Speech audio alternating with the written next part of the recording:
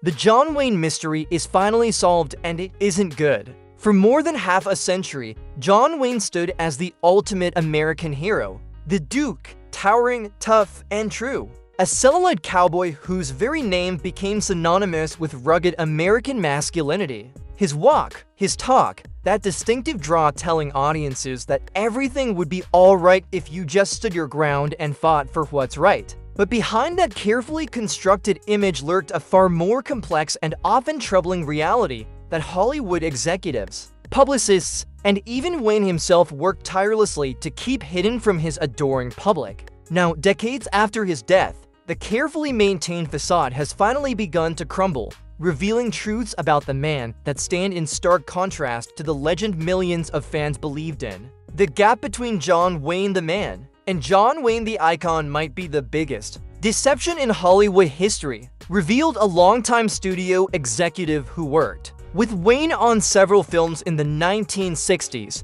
What fans saw on screen was a carefully manufactured product, not the real Marion Morrison. Indeed, the man born Marion Robert Morrison in Winthrop, Iowa underwent one of the most comprehensive image makeovers in entertainment history. Studio heads didn't just change his name, they rewrote his entire persona, creating a heroic alter ego that, according to those closest to him, often bore little resemblance to the man they knew off camera. Perhaps most shocking are the revelations about Wayne's loudly proclaimed patriotism, a cornerstone of his public image that helped him become one of the most beloved figures in American popular culture.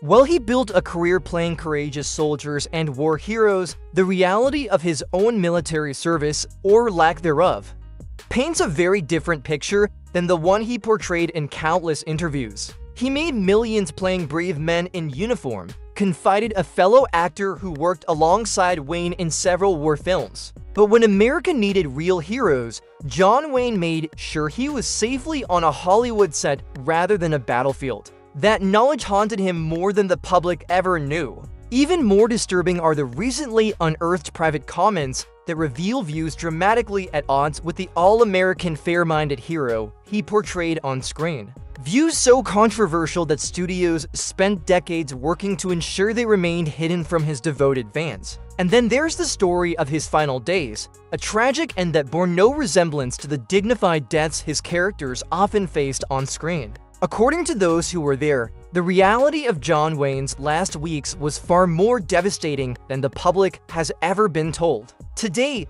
we're finally solving the mystery behind one of Hollywood's most enduring icons, pulling back the curtain on the man behind the myth to reveal the startling truth about the Duke that changes everything we thought we knew about America's most famous cowboy. Now, what did you say? I said any of you want to surrender. Doomed from the start, his cowboy image was manufactured and often fake. John Wayne's transformation from Marion Morrison to the Duke represents one of the most comprehensive personality makeovers in entertainment history. The tall, awkward young man who initially failed as a football player at USC found himself reinvented by the Hollywood studio system. Not just with a new name, but with an entirely new persona carefully crafted to embody an idealized version of American manhood. Marion Morrison was given John Wayne as a name, but more importantly, he was given an entire character to play both on and off screen, explained film historian Barbara Wilkins.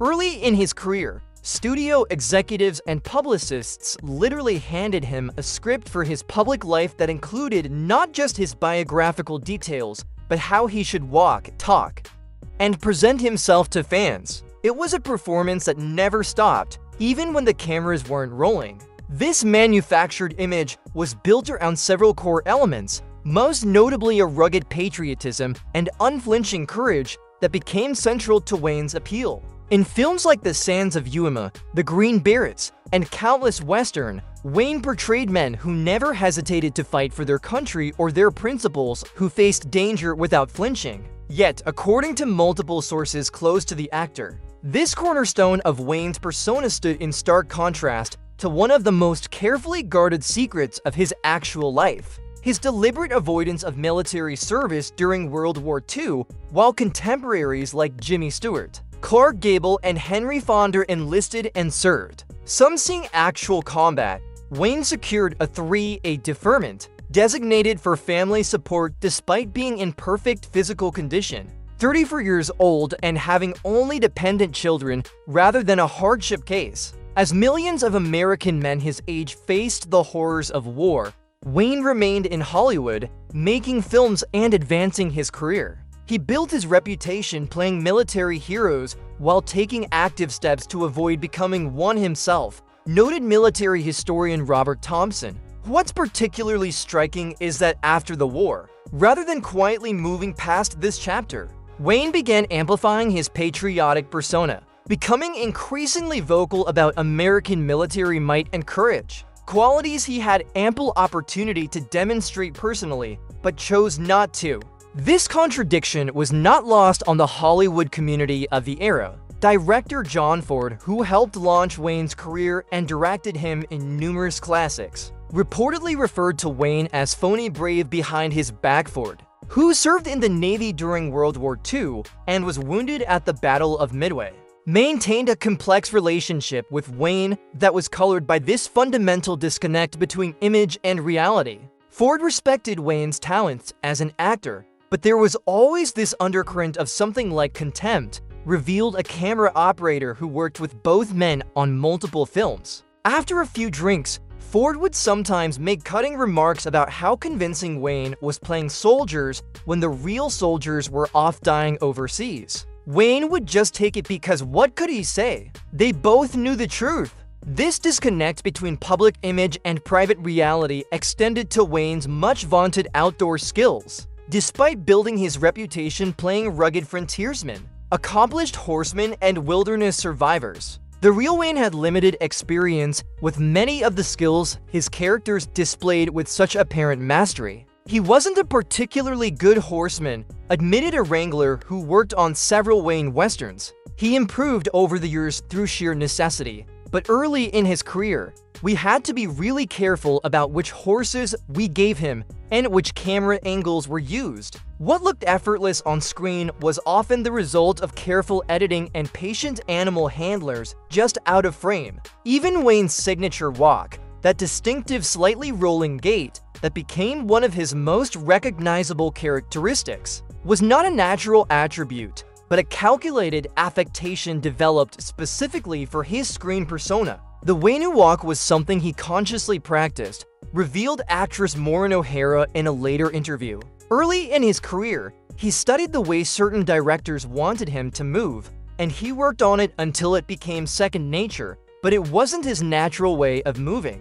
It was a performance element that eventually became inseparable from his public identity. Perhaps most revealing was the gap between Wayne's on-screen fearlessness and what some colleagues described as a private hesitancy when faced with actual physical challenges. Stunt coordinator Chuck Robertson, who worked with Wayne for decades, noted in his memoir that Wayne talked tough, but he wasn't eager to take falls or do anything that might actually hurt. He'd make a big show about wanting to do his own stunts for the press, but once the reporters left, he was happy to let the professionals handle the dangerous stuff. This carefully constructed image was maintained through an elaborate system of publicity, selective storytelling, and the deliberate mythologizing of Wayne's life story. Studio publicists worked overtime to promote stories that reinforced his heroic image while systematically burying information that contradicted it. It wasn't just about hiding unflattering truths, explained entertainment journalist Margaret Wilson. It was about actively creating an alternate reality around a marketable persona. And John Wayne wasn't just complicit in this deception. He became its most dedicated performer, embodying the character of John Wayne so completely that the line between actor and role eventually disappeared, even for him. By the time Wayne had reached the height of his fame in the 1950s and 1960s, the manufactured image had become so pervasive and powerful that questioning it was tantamount to questioning America itself. Wayne had transformed from mere movie star to cultural icon, a symbol of national values that millions of Americans invested with almost religious significance. That's what made the deception so effective and so problematic, noted cultural historian James Reynolds. When you elevate a carefully constructed studio fabrication to the level of national symbol, you're not just selling movie tickets, you're selling a vision of American identity that may be built on fundamental untruths. Cherry was right. You're soft. You should have let him kill me 'cause I'm going to kill you. The hidden hatred, secret racism that Hollywood tried to bury. While John Wayne's avoidance of military service represented a significant contradiction between his public image and private reality, an even more disturbing aspect of his true character emerged in 1971 when an interview with